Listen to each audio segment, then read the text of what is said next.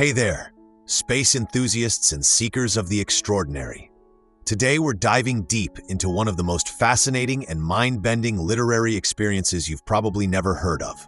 A trilogy of books that masquerades as simple children's stories, but actually contains some of the most profound spiritual and scientific concepts about our universe, alien civilizations, and humanity's destiny among the stars. I'm talking about the Ami trilogy by Chilean author Enrique Barrios. 3 books that have sold millions of copies worldwide, been translated into multiple languages, and even received endorsement from Pope John Paul II himself. But here's the kicker. Most people think these are just cute alien stories for kids. They couldn't be more wrong. So why should you care about these books? Because they present a unified theory of cosmic consciousness, interplanetary civilizations, and humanity's evolutionary path that's both scientifically intriguing and spiritually revolutionary. Whether you're fascinated by UFO encounters, ancient astronaut theories, or the possibility of advanced alien civilizations secretly guiding human development, these stories will absolutely blow your mind.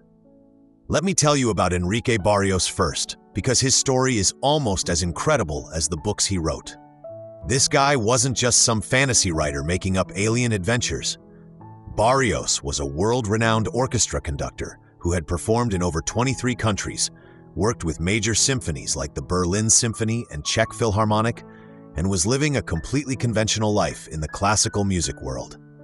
Then, in August 1985, something extraordinary happened to him, an experience he's never fully explained publicly, but which completely transformed his understanding of reality and our place in the universe. After this mysterious experience, Barrios was told, and I quote from his own words, to write about what he had learned, as if it were a children's story, a fantasy. Otherwise, they will think you are a liar or crazy. And that's exactly what he did. In just 8 days, this accomplished musician, who had never written fiction before, produced the first Ami book, which became an immediate bestseller and launched one of the most successful spiritual sci-fi series ever written. But here's what makes these books absolutely fascinating from a scientific and spiritual perspective. They don't read like fantasy at all. They read like detailed anthropological reports from someone who has actually visited advanced alien civilizations and is trying to share that knowledge with humanity in a way that won't get him locked up in a mental institution. The story begins with Pedro, a 10-year-old boy spending summer vacation at a beach in Chile. On what seems like an ordinary night, he witnesses a glowing object fall from the sky into the ocean. That's when his life changes forever, because swimming towards shore is Ami, a childlike extraterrestrial being who appears to be about 8 years old but possesses knowledge and technology that defies everything we think we know about the universe. Now you might be thinking, okay, another friendly alien story. But hold on to your seats, because what Ami reveals about the cosmos and humanity's place in it is absolutely staggering. This isn't ET phone home. This is a systematic education in cosmic consciousness and the hidden laws that govern all advanced civilizations throughout the universe. Ami explains to Pedro that he comes from the Pleiades star cluster, a group of stars about 440 light-years from Earth that has been significant in human mythology and spiritual traditions for thousands of years. But here's where it gets really interesting. According to Ami, the Pleiades system contains multiple worlds that are part of what he calls the Fellowship of Civilized Worlds, an intergalactic confederation of planets that have achieved a level of spiritual and technological development far beyond anything we can imagine. What makes a civilization civilized according to Ami? 3 fundamental requirements that will challenge everything you think you know about progress and evolution. First, they must recognize that love, not romantic love, but a fundamental cosmic force, is the basic law of the universe. Second, they must abandon all territorial divisions and live as one unified planetary family. And third, their entire social organization must be based on this principle of universal love rather than competition, profit, or power. This is where the books become absolutely mind-blowing from a sociological perspective. Ami takes Pedro to visit Ophir, one of these advanced civilizations, and what Pedro discovers there will make you question everything about how human society is structured. On Ophir, there's no money, no police, no military, No borders, no crime, and no conflict of any kind. Everyone takes what they need and contributes what they can, not because they're forced to, but because their level of spiritual evolution makes selfishness literally impossible. But here's the most fascinating part. According to Ami, Earth is currently an uncivilized world that's dangerously close to self-destruction.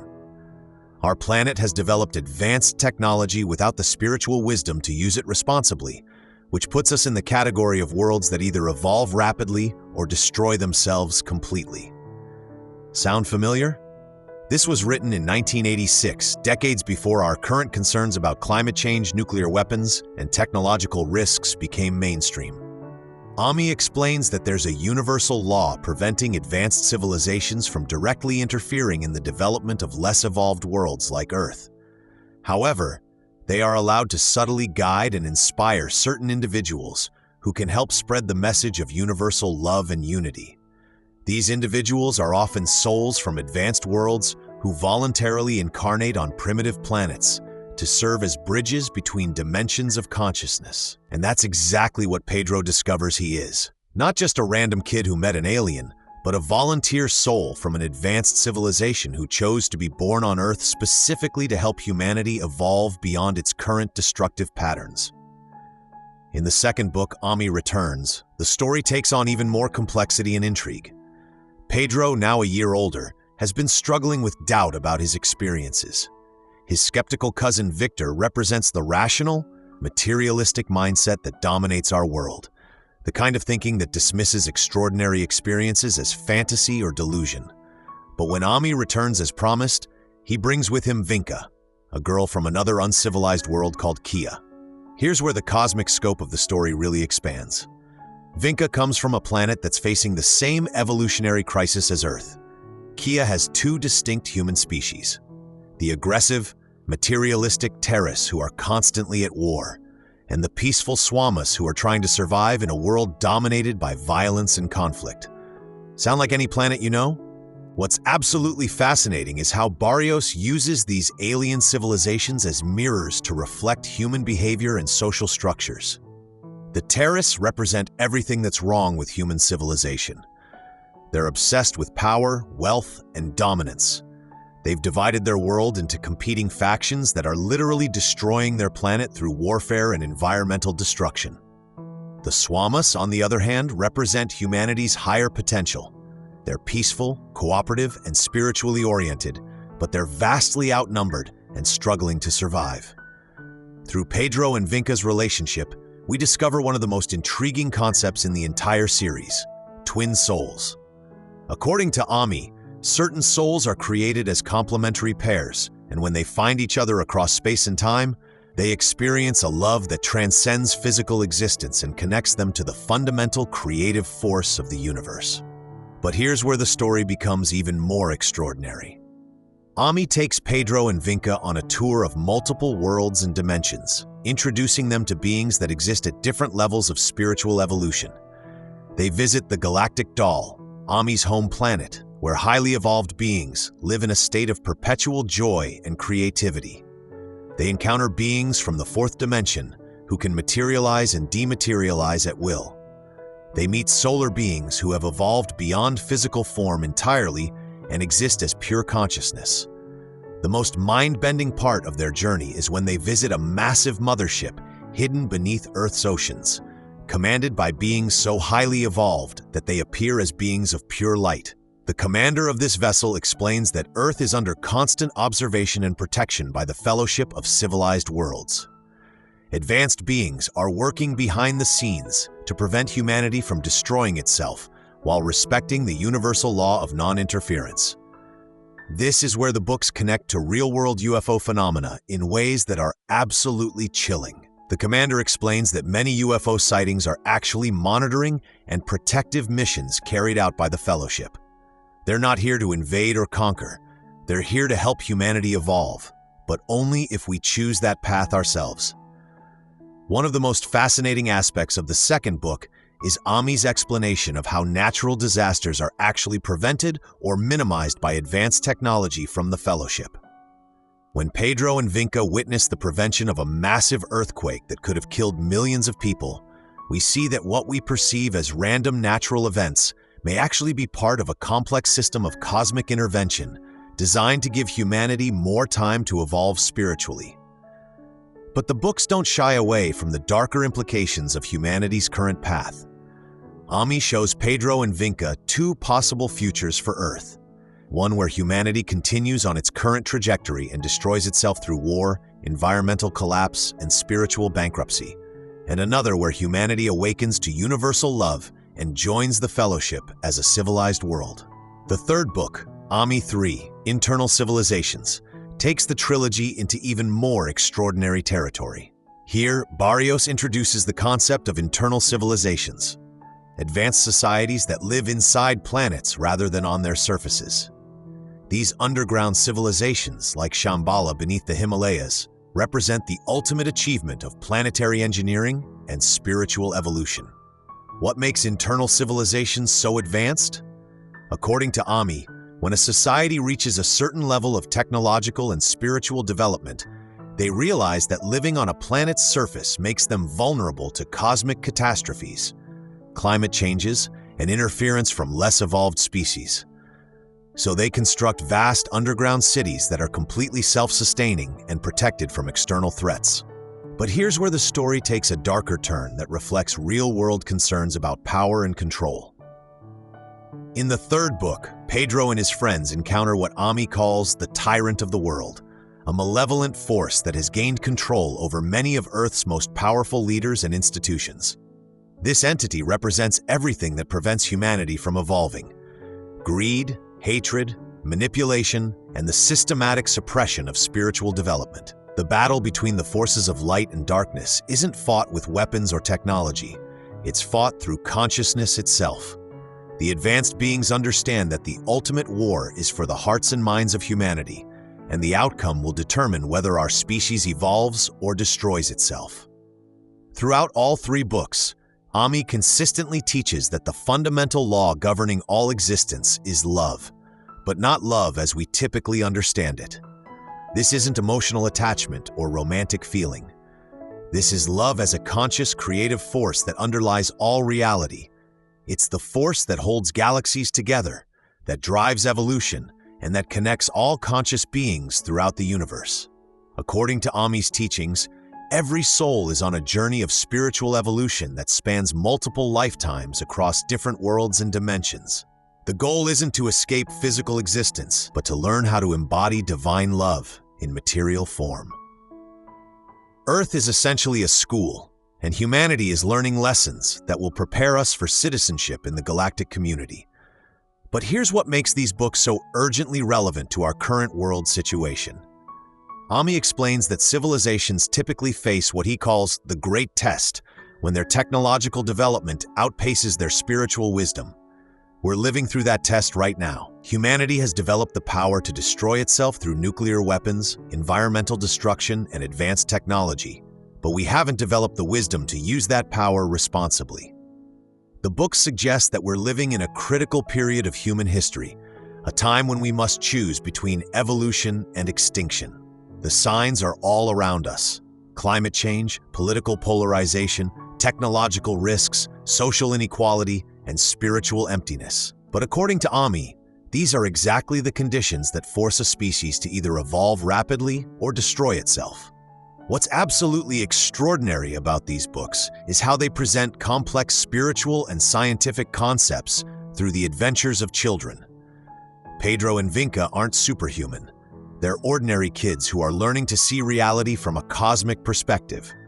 They make mistakes, they have doubts, they struggle with ego and fear, just like any human being.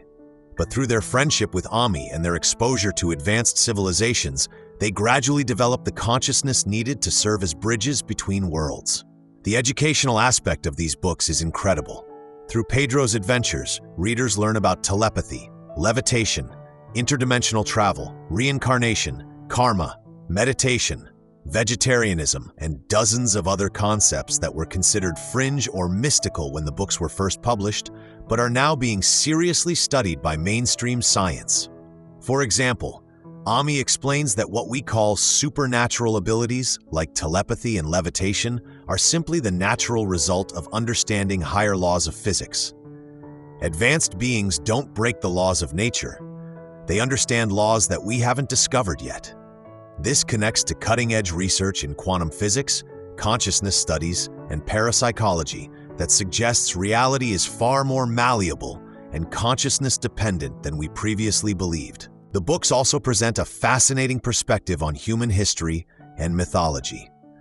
According to Ami, many of the gods and spiritual teachers revered by ancient cultures were actually advanced beings from other worlds who came to Earth during periods of crisis to help humanity evolve. This doesn't diminish the spiritual significance of these figures. It suggests that divine intervention in human affairs is a real phenomenon carried out by highly evolved souls throughout the cosmos. One of the most intriguing aspects of the trilogy is how it addresses the question of evil and suffering in the universe. Ami explains that what we perceive as evil is actually ignorance, the result of souls who haven't yet learned to align themselves with universal love. Even the most destructive individuals are ultimately on a path of spiritual evolution, though they may take many lifetimes to learn their lessons. This perspective offers a radically different way of understanding current world conflicts and social problems. Instead of seeing evil as an external enemy to be defeated, the book suggests that our role is to embody so much love and wisdom that we naturally elevate the consciousness of everyone around us. But perhaps the most remarkable aspect of these books is their optimistic vision of humanity's future. Despite all the challenges and dangers we face, Ami consistently teaches that Earth is destined to join the fellowship of civilized worlds.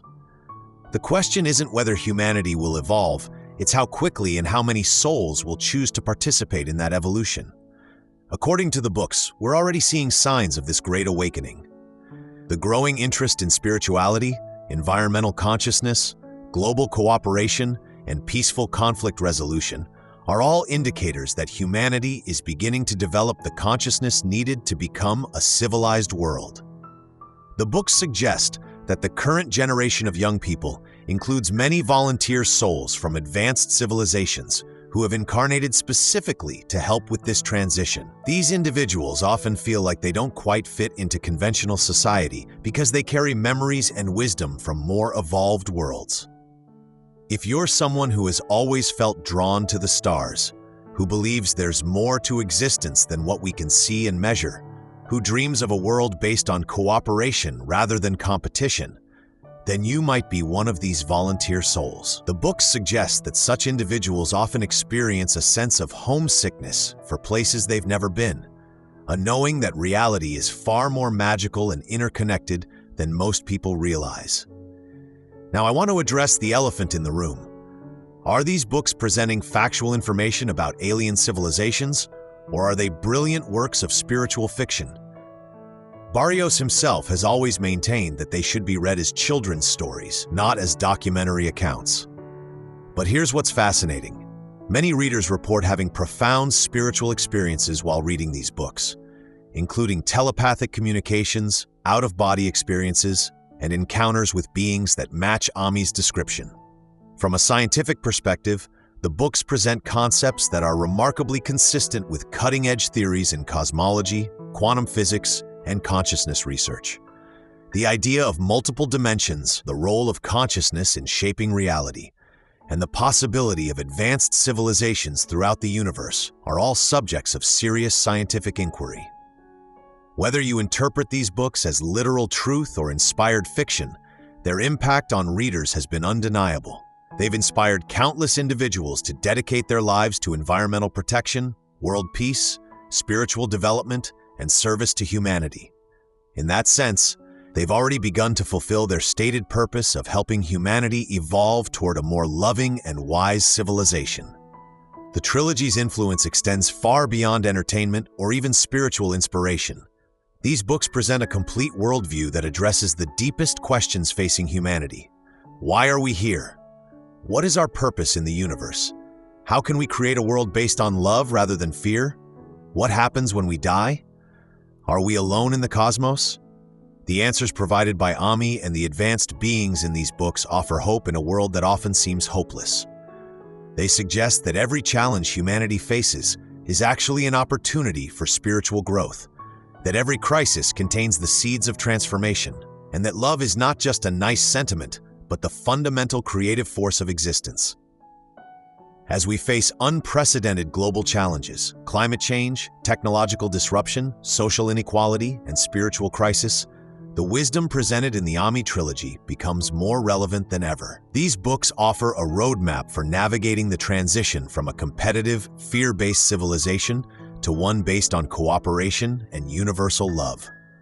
The practical implications of this worldview are enormous. Imagine a world where every decision is made with consideration for the well-being of all life, where technology is used to enhance rather than exploit nature, where education focuses on developing wisdom and compassion rather than just information processing, where economics is based on sharing and sustainability rather than endless growth and consumption. This isn't utopian fantasy. According to Ami, this is simply how civilized worlds operate. The challenge for humanity is learning to embody these principles while still dealing with the legacy of our current destructive patterns. The book suggests that this transformation won't happen overnight, but it's already beginning. Individuals all over the world are awakening to these higher principles and beginning to live their lives as if they were already citizens of a civilized world. As more people make this shift in consciousness, the collective reality of humanity begins to change. Whether you're drawn to these books for their spiritual teachings, their scientific concepts, their adventure stories, or their vision of humanity's cosmic destiny, they offer something truly extraordinary. A glimpse of what we could become if we choose love over fear, wisdom over ignorance, and cooperation over competition.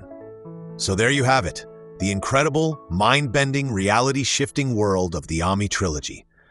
3 books that look like simple children's stories, but contain some of the most profound wisdom about consciousness, cosmic civilization, and human potential ever put into print. I hope this journey through the cosmos with Pedro, Vinca, and Ami has opened your mind to new possibilities and inspired you to explore these remarkable books for yourself. There's so much more we could discuss. The detailed descriptions of alien technologies, the intricate relationships between different dimensional beings, the specific predictions about Earth's future, and the practical methods for developing cosmic consciousness. This is exactly the kind of material we love diving deep into here on the channel. Stories that challenge our assumptions about reality and expand our understanding of what's possible.